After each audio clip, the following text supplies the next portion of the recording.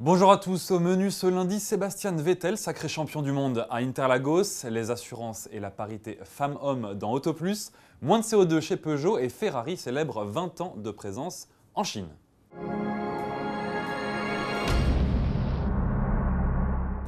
À 25 ans, il est le plus jeune triple champion du monde de l'histoire de la Formule 1. Sébastien Vettel a en effet remporté son 3e titre de champion du monde dimanche sur le circuit d'Interlagos au Brésil.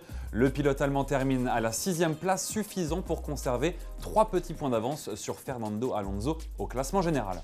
Auteur une nouvelle fois d'une très belle course et bien aidé par son équipier Felipe Massa, l'Espagnol se classe quant à lui second derrière Jenson Button qui n'a fait aucune erreur. Coup double donc pour Red Bull qui avait déjà gagné le titre constructeur à Austin. Les affaires avaient pourtant mal débuté pour Vettel, pris dans un accrochage dès le premier tour. L'Allemand a ensuite entamé une belle remontée sous la pluie avec pas moins de 4 passages au stand pour changer de pneumatique, soit une fois de plus qu'Alonso.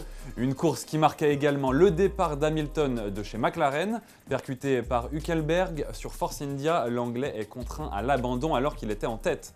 Il courra sur Mercedes l'an prochain. Michael Schumacher, lui, se retire définitivement. Le septuple champion du monde termine à la 7e place, juste derrière Vettel. La saison 2013 ouvrira en Australie en mars prochain.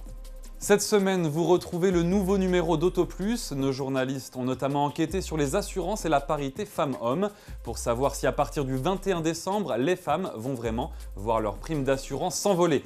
Résultat, les plus touchées seront les jeunes femmes qui souscriront un nouveau contrat, mais pas forcément leurs aînés. Tous les détails dans Auto Plus en kiosque ce lundi.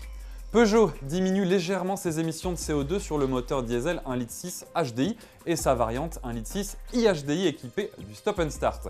Les modèles 208, 308, 508, 3008 et 5008 sont concernés. Sur la citadine, les émissions baissent ainsi de 98 grammes à 90 grammes par kilomètre, permettant un bonus de 550 € à l'achat au lieu de 200 €. On termine avec Ferrari qui nous montre une vidéo des festivités pour sa 20e année de présence sur le marché chinois. L'Empire du Milieu est un marché primordial puisqu'il est le second pour le cheval cabré, juste derrière les États-Unis. Le président Luca Di Montezemolo avait fait le déplacement pour l'occasion au milieu de 500 bolides et pas moins de 250 000 tifosi. Merci de nous avoir suivis, à demain.